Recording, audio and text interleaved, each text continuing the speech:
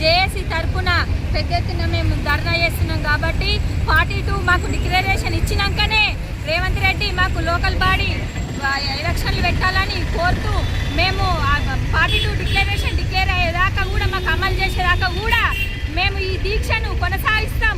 ఏ పోరాటానికైనా సిద్ధం ఉన్నాం కాబట్టి మాకు లోకల్ బాడీ ఎలక్షన్లలో 42 రిజర్వేషన్ ఇచ్చే ఎలక్షన్ పెట్టాలని బీసీలమంతా ఐక్యత ఉండి ఏ పోరాటానికైనా సిద్ధం ఉన్నాం.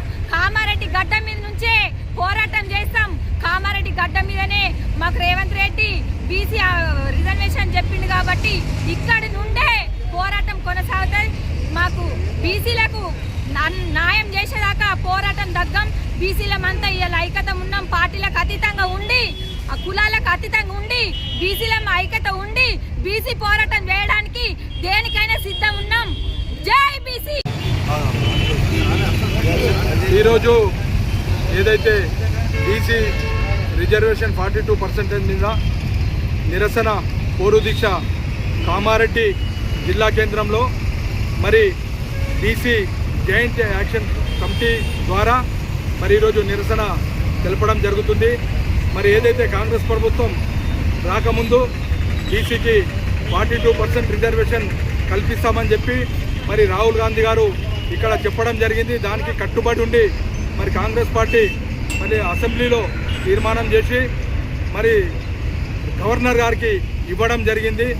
మరి దాంట్లో భాగంగా మరి ఏదైతే కేంద్రంలో ఉన్న బీజేపీ ప్రభుత్వం గతంలో కేంద్రంలో కాంగ్రెస్ ప్రభుత్వం ఉంటే మరి తమిళనాడులో ఏదైతే 50% రిజర్వేషన్ ఇచ్చిందో మరి అదేవిధంగా ఈ యొక్క బీజేపీ కేంద్రం మరి బీసీలను చిన్న చూపు చూస్తూ మరి ఏదైతే డిక్లరేషన్ చేసిన 42%ను అమలు చేయకుండా మరి గవర్నర్ గారు బీసీ రిజర్వేషన్కు సంబంధించి మరి ఫైల్ పంపిస్తే దాన్ని పక్కన పెట్టడం మరి సిగ్గు చేస్తూ మరి రాష్ట్రంలో ఉన్న ఇద్దరు కేంద్ర మంత్రులు మరి బండి సంజయ్ అయితే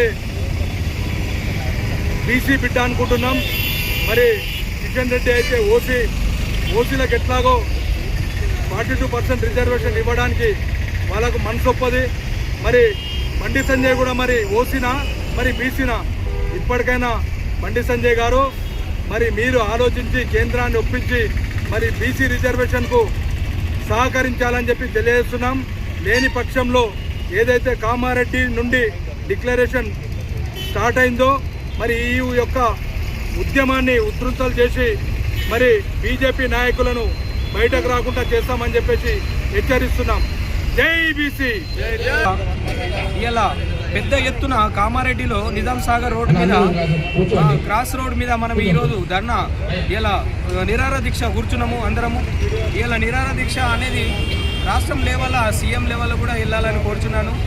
ఇలా గత ఎన్ని సంవత్సరాల నుంచి పోరాడుతున్నామంటే ఇక మేము చెప్పుకోలేకపోతున్నాం. దీనికి మనకు చెప్పుకోవడానికి కూడా ఒక మాట రావడం లేదు.